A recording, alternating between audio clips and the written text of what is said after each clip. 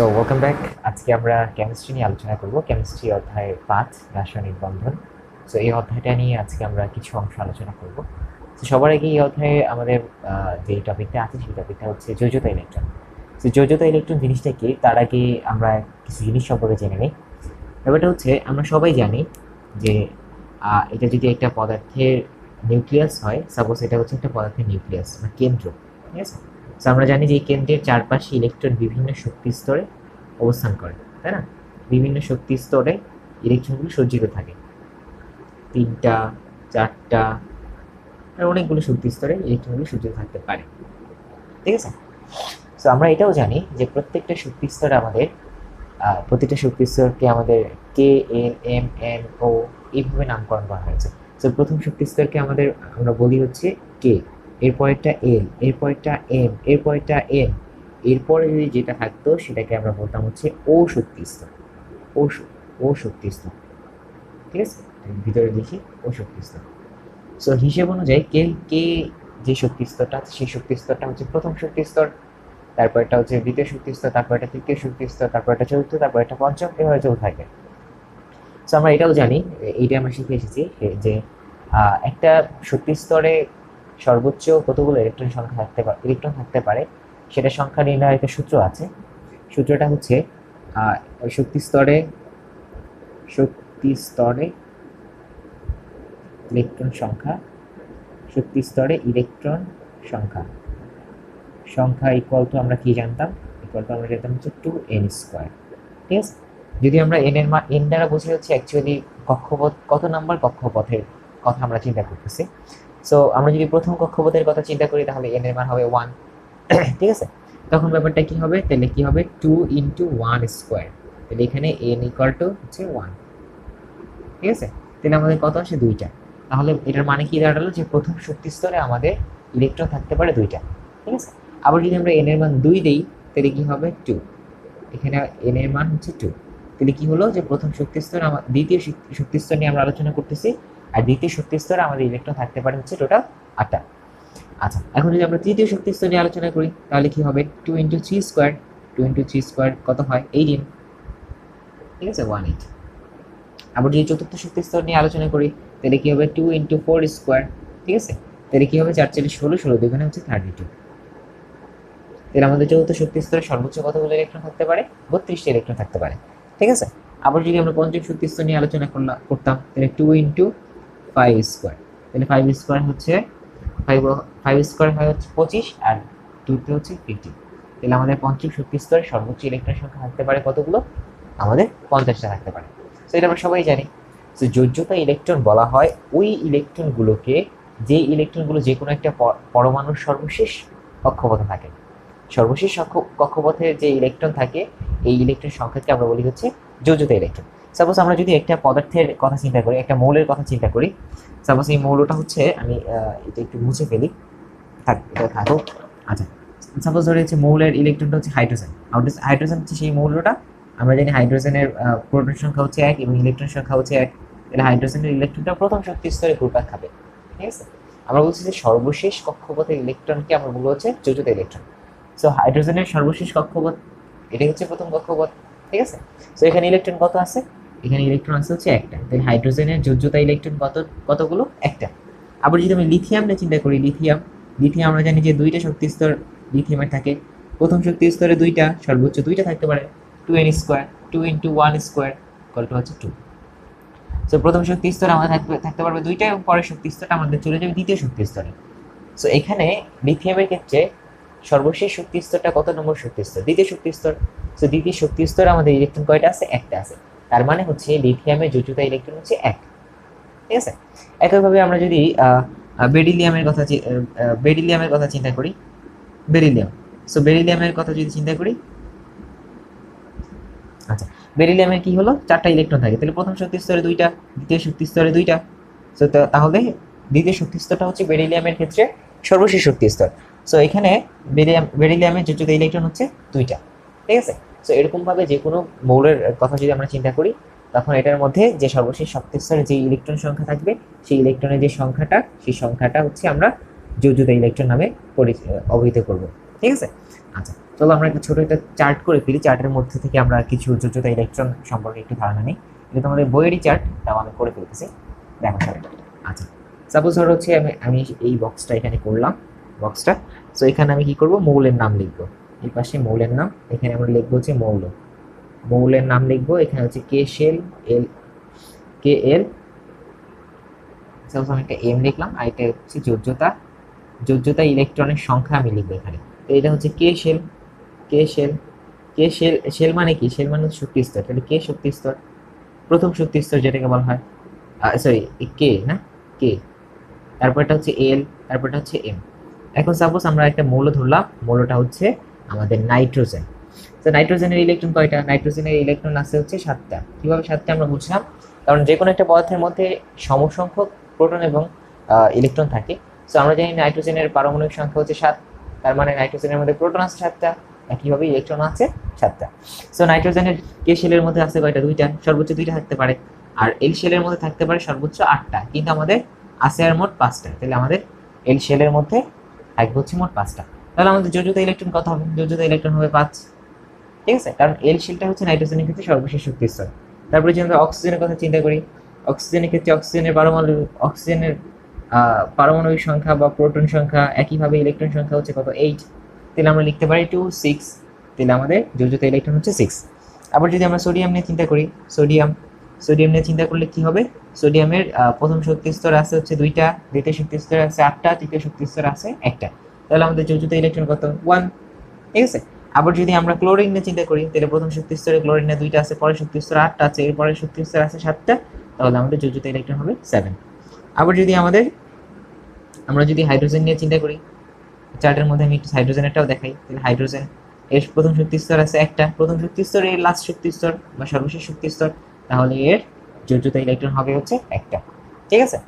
আচ্ছা, তো আমরা হিলিয়ামের কথা যদি চিন্তা করি, এটাই হচ্ছে আমাদের লাস্ট এক্সাম্পল। আমরা হিলিয়ামের কথা যদি চিন্তা করি, তাহলে হিলিয়ামের ক্ষেত্রে কি হবে, হিলিয়ামের ক্ষেত্রে 2টা ইলেকট্রন আছে, 2টাই থাকবে প্রথম শক্তি স্তরে, তাহলে এটার যোজ্যতা ইলেকট্রন হবে হচ্ছে 2, ঠিক আছে। আশা করি আমরা ব্যাপারটাকে বুঝতে পেরেছি।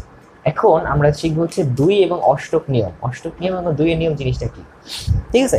আচ্ছা, এখন একটা জিনিস দেখো, সর্বশেষ শক্তি স্তরে এগুলো হচ্ছে সর্বশেষ শক্তি স্তরের ইলেকট্রন সংখ্যা, ঠিক আছে। এখন কিছু কিছু পদার্থ আছে, সাপোজ ধরো আমরা নিয়নের কথা চিন্তা করি, নিয়নের যদি ফিগারটা আমরা একটু আঁকি, তাহলে নিয়ন কত, নিয়ন হচ্ছে 10, তাহলে নিয়ন এটা হচ্ছে 10, ঠিক আছে। তো আমরা এটা যদি আঁকি, তাহলে প্রথম শক্তি স্তর, দ্বিতীয় শক্তি স্তর, তো প্রথম শক্তি স্তর আমাদের 1টা 2টা, ঠিক আছে, আর বাকি থাকে 8টা, এই 8টা দ্বিতীয় শক্তি স্তরে থাকবে, 2টা 3টা 4টা 5টা 6টা 7টা 8টা। এখন দেখো এটার মধ্যে কিন্তু দ্বিতীয় শক্তি স্তরটা ফিল আপ হয়ে গেছে, তাই না। তো ফিল আপ হয়ে গেছে, এটার মানে এটা যে সে এখন নিষ্ক্রিয় ভূমিকায় আছে বা স্থিতিশীল অবস্থায় আছে। যখন কোনো একটা যখন লাস্ট শক্তি স্তর যেটা আছে সেটা যদি একদম পুরো ফিল আপ হয়ে যায়, তখন ব্যাপারটা কি দাঁড়ায়, তখন ওই মৌলটা স্থিতিশীল একটা কাঠামোর মধ্যে থাকে, ঠিক আছে। তো লাস্ট শক্তি স্তর যদি একে তো ফিল আপ হয়, দ্বিতীয়তে যদি লাস্ট শক্তি স্তরে অষ্টক হয় বা 8টা ইলেকট্রন থাকে, ঠিক আছে, তখন এটাকে আমরা কি বলবো, স্থিতিশীল কাঠামো বলবো, ঠিক আছে। আবার আমরা যদি আর্গনের কথা চিন্তা করি, আর্গন হচ্ছে 18, ঠিক আছে। আর্গনের ক্ষেত্রে আর্গন, তাহলে প্রথম শক্তি স্তর, দ্বিতীয় শক্তি স্তর, তৃতীয় শক্তি স্তর। সো আর্গনের ক্ষেত্রে প্রথম শক্তি স্তরে আমাদের 2টা ইলেকট্রন আছে, দ্বিতীয় শক্তি স্তরে আমাদের একইভাবে 8টা ইলেকট্রন আছে, 2টা 4টা 6টা 8টা ইলেকট্রন আছে এরপরে শক্তি স্তরে, আর বাকি থাকে ইলেকট্রন 8টা। তৃতীয় শক্তি স্তরে আমরা জানতাম যে 18টা ইলেকট্রন থাকতে পারে, কিন্তু আমাদের আর্গনে ইলেকট্রন আছে হচ্ছে টোটাল 8টা। সো আমি কি বলছি, হচ্ছে যে লাস্ট সর্বশেষ শক্তি স্তরে যদি 8টা ইলেকট্রন থাকে, সর্বশেষ শক্তি স্তরে যদি 8টা ইলেকট্রন থাকে, তবে সেটা হচ্ছে একটা স্থিতিশীল কাঠামো, ঠিক আছে। সেটা কি, একটা স্থিতিশীল কাঠামো। সো প্রত্যেকটা মৌলই কিন্তু চায় একটা স্টেবল অবস্থায় যেতে, একটা স্থিতিশীল অবস্থায় যেতে, ঠিক আছে। সো প্রত্যেকটা মৌল কি চায়, যে একটা স্থিতিশীল অবস্থায় যেতে। তার মানে কি, সে তার লাস্ট যে শক্তি স্তর, লাস্ট যে শেলটা থাকে, সেই শেলটাকে সে 8টা ইলেকট্রন ফিল আপ করতে চায়, সেই শেলটার মধ্যে 8টা ইলেকট্রন রাখতে চায়। তো এটা রাখার উপায় হয় ইলেকট্রন গ্রহণ অথবা ত্যাগ অথবা ইলেকট্রন শেয়ার। সো আর অষ্টক নিয়মটা কি, অষ্টক নিয়মটা হচ্ছে সর্বশেষ শক্তি স্তরে 8টা ইলেকট্রন থাকলে আমরা সেটাকে বলবো একটা স্থিতিশীল কাঠামো। আর প্রত্যেকটা পরমাণুই হচ্ছে কি চায়, স্থিতিশীল কাঠামো অর্জন করতে চায়। সো এই স্থিতিশীল কাঠামো অর্জন করার ক্ষেত্রে কি করে, সে অন্য পরমাণু থেকে ইলেকট্রন গ্রহণ অথবা অন্য পরমাণুকে ইলেকট্রন ত্যাগ অথবা ইলেকট্রন শেয়ারের মাধ্যমে লাস্ট শক্তি স্তরে কি করতে চায়, অষ্টক পূর্ণ করতে চায়। ঠিক আছে, তো তখন যখন অষ্টক পূর্ণ হয়ে যায় তখন ইলেকট্রনটা একটা স্থিতিশীল অবস্থায় চলে যায়। ঠিক আছে, যেমন সাপোজ ধরো একটা সোডিয়ামের কথা যদি আমরা চিন্তা করি, তাহলে সোডিয়ামের লাস্ট শক্তি স্তরে, সোডিয়াম হচ্ছে 11, লাস্ট শক্তি স্তরে ইলেকট্রন আছে হচ্ছে মাত্র একটা। সো সে কি করে, আমি যদি একটু ফিগারটা আঁকার চেষ্টা করি, আর কোনো একটা মুছে ফেলি। সোডিয়ামের লাস্ট শক্তি, সোডিয়াম কি করে, সোডিয়ামের হচ্ছে একটা, দুইটা, তিনটা শক্তি স্তর থাকে। ঠিক আছে, এখানে থাকে হচ্ছে টোটাল 8টা ইলেকট্রন, দুইটা, চারটা, ছয়টা, আমি আমার গোল্লাগুলো একটু বাঁকা বাঁকা হচ্ছে, তোমরা একটু বুঝি না, এটা গ্রো হবে অ্যাকচুয়ালি। আর লাস্টে থাকে হচ্ছে একটা। তো সে কি করে, সে চিন্তা করে যে আমি যদি এই একটা ইলেকট্রনকে ত্যাগ করে দিই বা একটা ইলেকট্রনকে ছেড়ে দিই, তাহলে কি হবে, আমার আমার থাকবে হচ্ছে মাত্র দুইটা শক্তি স্তর, এবং দুইটা শক্তি স্তরের মধ্যে সেকেন্ড শক্তি স্তরটা কি, 8টা ইলেকট্রন আছে সেকেন্ড শক্তি স্তরে। তখন সে কি করে, একটা ইলেকট্রন ছেড়ে দেয়। তো যখন সে একটা ইলেকট্রনকে ছেড়ে দিল তখন সে কি হলো, সোডিয়াম প্লাস আয়নে পরিণত হলো। প্লাস আয়ন কেন, প্লাস আয়ন এই কারণে যে আমরা জানি সোডিয়ামের মধ্যে 11টা প্রোটন আছে, কিন্তু একটা ইলেকট্রন যখন আমরা ছেড়ে দিলাম, বা প্রোটন যখন সোডিয়াম যখন একটা ইলেকট্রন ছেড়ে দিল, তখন তার মধ্যে 10টা ইলেকট্রন হয়ে যায়। ঠিক আছে, তো আমরা জানি যে প্রোটনের চার্জ হচ্ছে প্লাস, আর +1, সাপোজ যদি 1 ধরি, আপেক্ষিক চার্জ যদি ধরি, আর ইলেকট্রনের চার্জ কি -1। ঠিক আছে, সো এটার মধ্যে দেখা যাচ্ছে যে একটা পজিটিভ বেশি হয়ে যায়। ঠিক আছে, একটা পজিটিভ আয়ন বেশি আছে, সেজন্য আমরা এটা হচ্ছে একক ধনাত্মক আয়ন। ঠিক আছে, সো এটার মধ্যে কি থাকবে, এটার মধ্যে থাকবে হচ্ছে দুইটা, এটার মধ্যে থাকবে হচ্ছে টোটাল 8টা ইলেকট্রন। ঠিক আছে, আশা করি বুঝতে পারছো। সো এখন কি হলো, যে এখন সোডিয়াম প্লাস একটা স্থিতিশীল কাঠামো অর্জন করলো এবং সে একটা স্টেবল অবস্থায় চলে গেল। ঠিক আছে, একইভাবে যদি ক্লোরিনের কথা চিন্তা করি, ক্লোরিন ব্যাপারটা কি করে, ক্লোরিন হচ্ছে তার সর্বশেষ শক্তি স্তরে আছে হচ্ছে টোটাল 7টা ইলেকট্রন। সিএল এর কথা যদি চিন্তা করি, আমরা, তাহলে সিএল এর ফিগারটা যদি আঁকি, তাহলে একটা, দুইটা, তিনটা, চারটা, পাঁচটা, ছয়টা, সাতটা, তার সর্বশেষ শক্তি স্তরে আছে হচ্ছে ইলেকট্রন টোটাল 7টা। ঠিক আছে, আর সব মিলে তার ইলেকট্রন আছে হচ্ছে 17টা। তাহলে তার সর্বশেষ শক্তি স্তরে সে এখন চিন্তা করবে, আমি যদি কোনোভাবে একটা ইলেকট্রন গ্রহণ করতে পারি, তাহলে তার সর্বশেষ শক্তি স্তর হয়ে যায় কয়টা, 8টা হয়ে যায়। যে কোনোভাবে যদি একটা ইলেকট্রন সে গ্রহণ করতে পারে, তখন সে তার 8টা ইলেকট্রন হয়ে যায়, এবং লাস্টের কাঠামোটাতে 8টা ইলেকট্রন থাকা মানে হচ্ছে সে অষ্টক নিয়ম অনুযায়ী অষ্টক পূর্ণ করলো, অথবা সে একটা স্টেবল অবস্থায় চলে গেল, অথবা স্থিতিশীল অবস্থায় সে চলে গেল। ঠিক আছে, সো এখন ক্লোরিন পরমাণুটা একটা স্টেবল অবস্থায় চলে গেল, কিন্তু এটা ব্যাপারটা কি হয়ে গেল, ক্লোরিন একটা ইলেকট্রন যে গ্রহণ করলো, সে ক্লোরিন মাইনাস হয়ে গেল।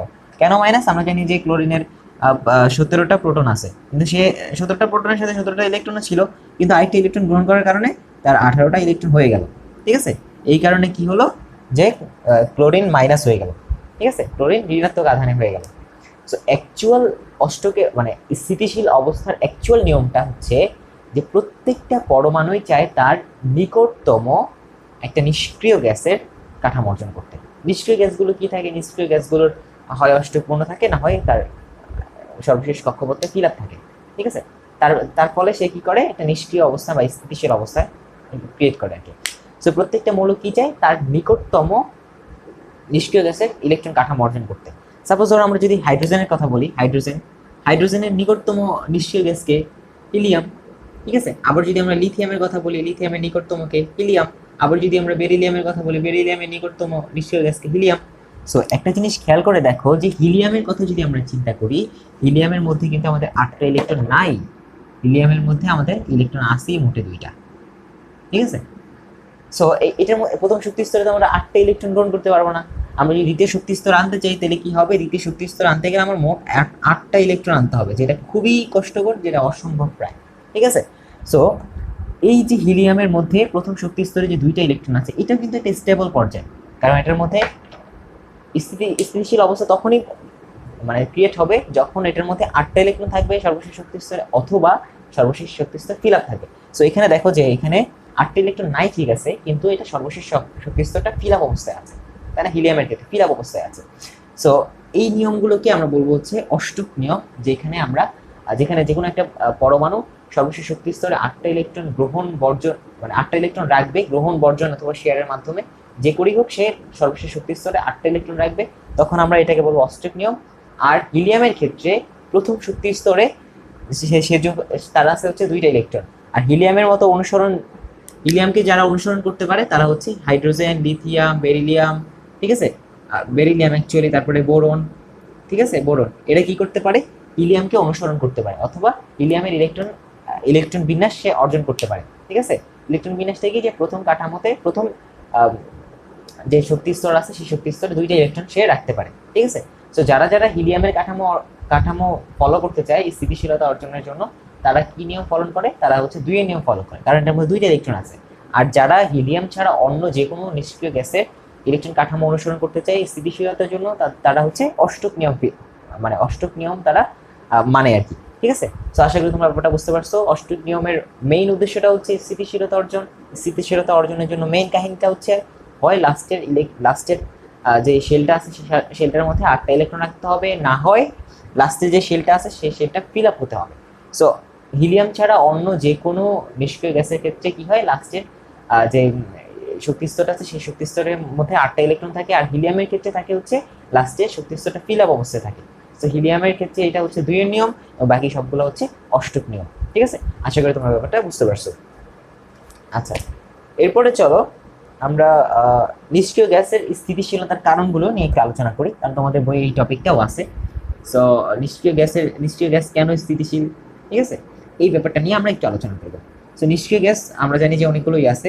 প্রথম প্রথম সবচেয়ে ছোট নিষ্ক্রিয় গ্যাসটা হচ্ছে হিলিয়াম, তারপরে আসে হচ্ছে নিয়ন, তারপরে আসে হচ্ছে আর্গন, ঠিক আছে। এরকম ভাবে অনেকগুলো মোটামুটি 7টা নিষ্ক্রিয় গ্যাস আমাদের পর্যায় সারণীতে আছে, ঠিক আছে।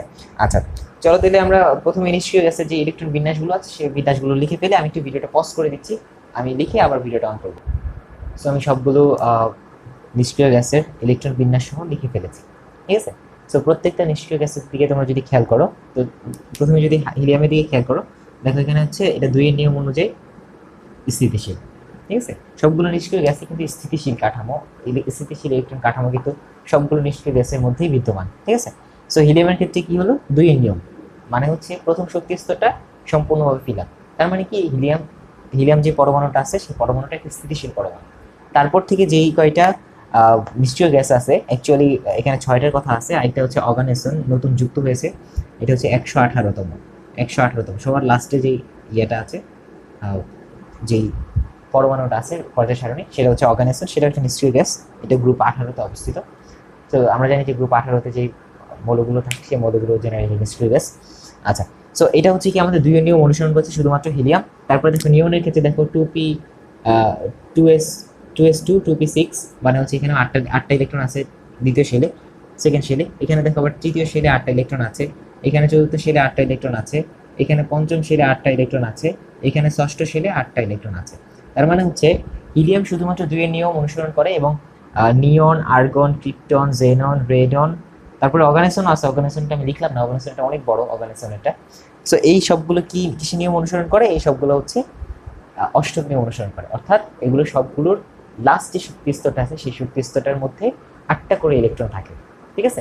8টা করে ইলেকট্রন থাকার কারণে এটা একটা স্থিতিশীল কাঠামো অর্জন করে। স্থিতিশীল কাঠামো অর্জন করার ফলে স্টেবল পজিশন ক্রিয়েট করে এবং তারা স্থিতিশীল অবস্থায় প্রকৃতিতে বিরাজ করে, ঠিক আছে। তো আশা করি তোমরা ব্যাপারটাকে ভালো করে বুঝতে পারছো নিষ্ক্রিয় গ্যাস কেন স্থিতিশীল। আচ্ছা, এরপরে খুব সুন্দর একটা টপিক আছে, সেই টপিকটা হচ্ছে রাসায়নিক বিক্রিয়া কেন হয়, রাসায়নিক বিক্রিয়া কেন হয়, ঠিক আছে। তো রাসায়নিক বিক্রিয়া অ্যাকচুয়ালি কি, রাসায়নিক বিক্রিয়া তোমরা জানো যে 3 ধরনের রাসায়নিক বিক্রিয়া আছে। একটা হচ্ছে আয়নিক, ঠিক আছে, আচ্ছা আমি বাংলায় লিখি আয়নিক। আয়নিকের ক্ষেত্রে কি হয়, ইলেকট্রন দান বা গ্রহণ হয়, ঠিক আছে। আবার তারপরে যদি আমরা চলে আসি সমযোজী,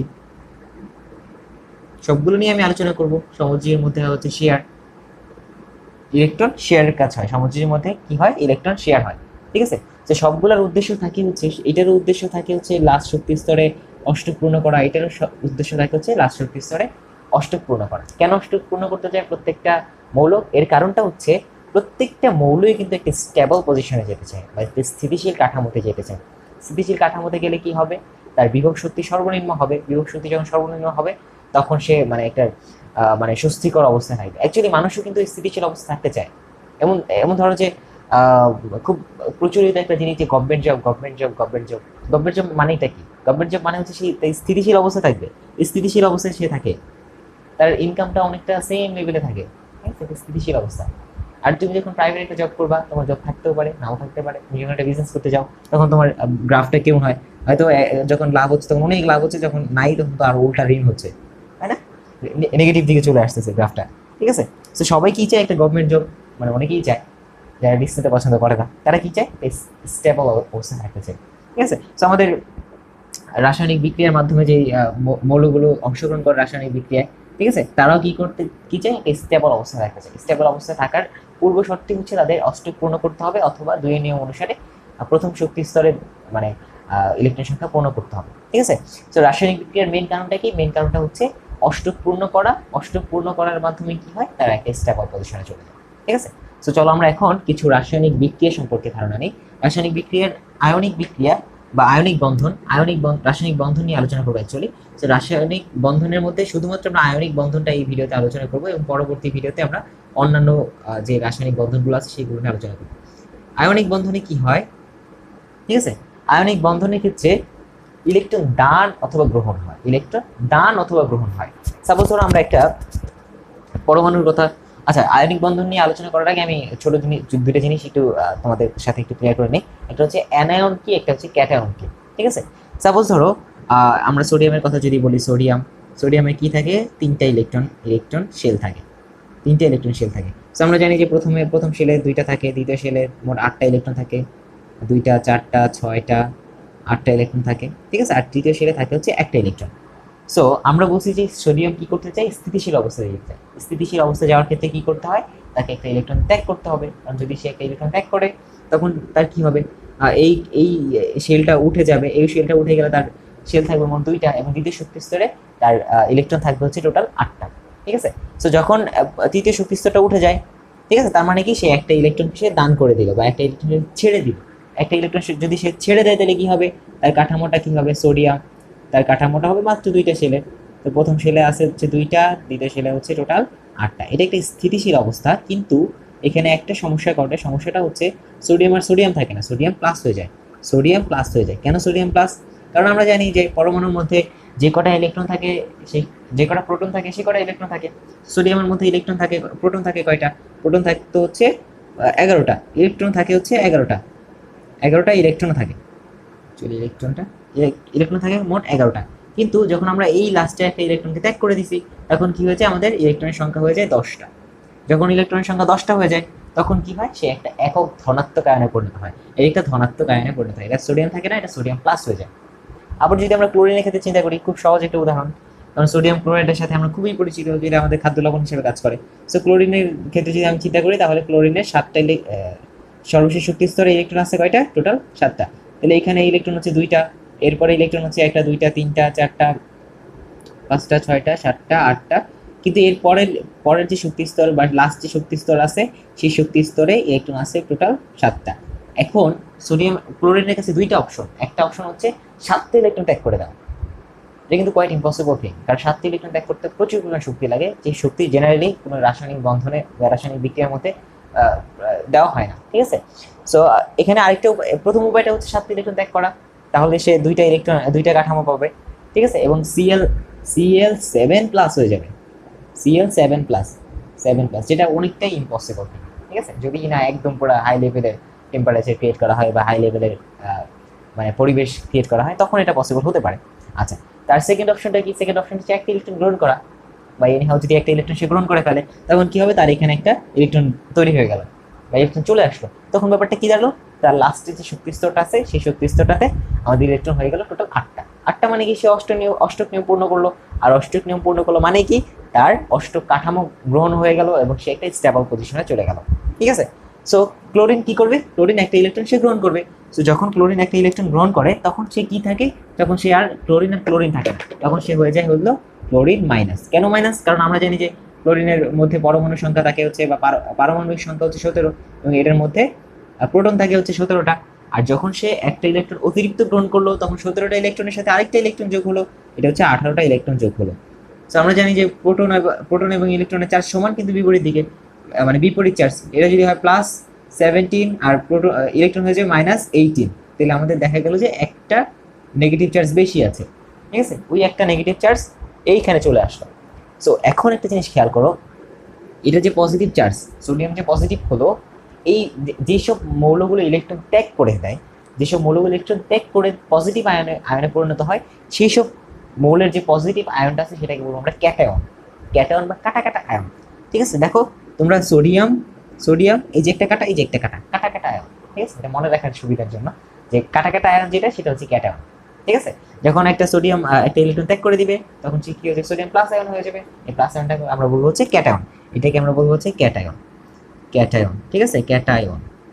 আর এখানে যে ঋণাত্মক চার্জ হলো ক্লোরিন, এটাকে আমরা বলবো হচ্ছে অ্যানায়ন, অ্যানায়ন, অ্যানায়ন। ঠিক আছে, সো আশা করি তোমরা ক্যাটায়ন কাকে বলে এবং অ্যানায়ন কাকে বলে এই জিনিসটা তোমরা বুঝতে পারছো। সো এখন আয়নিক বন্ধনে চলে আসো। আয়নিক বন্ধনে কি হয়, আয়নিক বন্ধন ইলেকট্রন দান হবে অথবা ইলেকট্রন গ্রহণ, ইলেকট্রন দান এবং গ্রহণ হবে। অ্যাকচুয়ালি ইলেকট্রন দান হবে এবং গ্রহণ হবে, কেউ ইলেকট্রন দান করবে এবং কেউ ইলেকট্রন গ্রহণ করবে।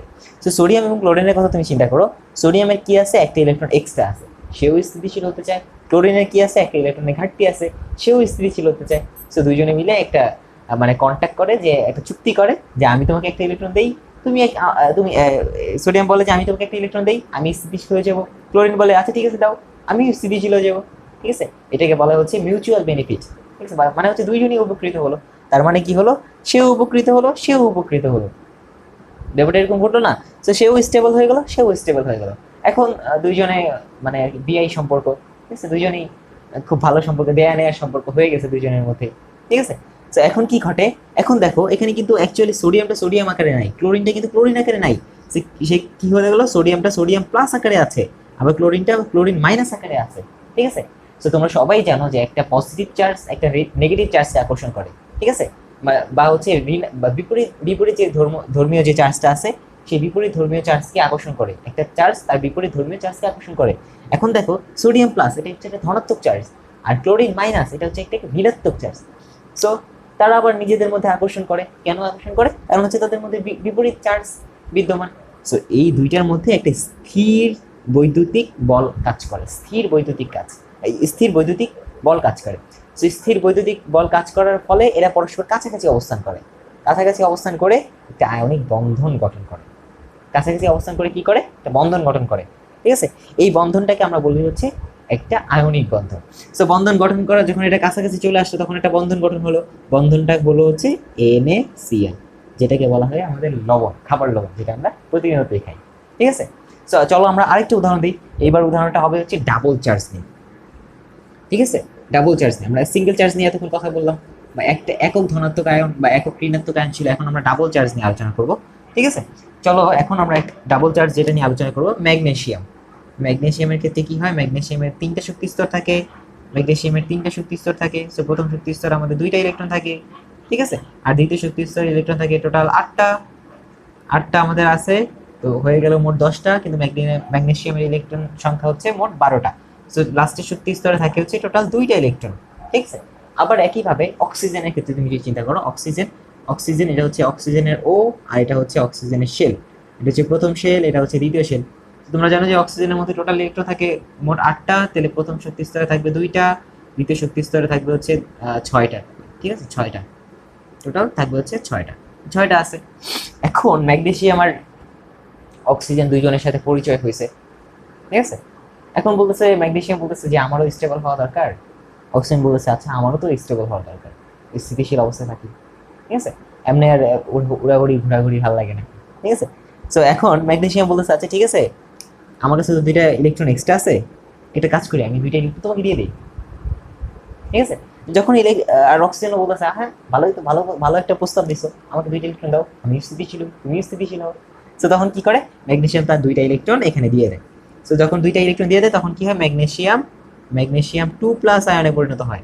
আর অক্সিজেন যখন 2টা ইলেকট্রন গ্রহণ করে তাহলে তখন অক্সিজেনটা 2- আয়নে পরিণত হয়, কারণ এখানে 2টা ইলেকট্রন এক্সট্রা ভাবে অন্য ইলেকট্রন গ্রহণ করতেছে, তাই না?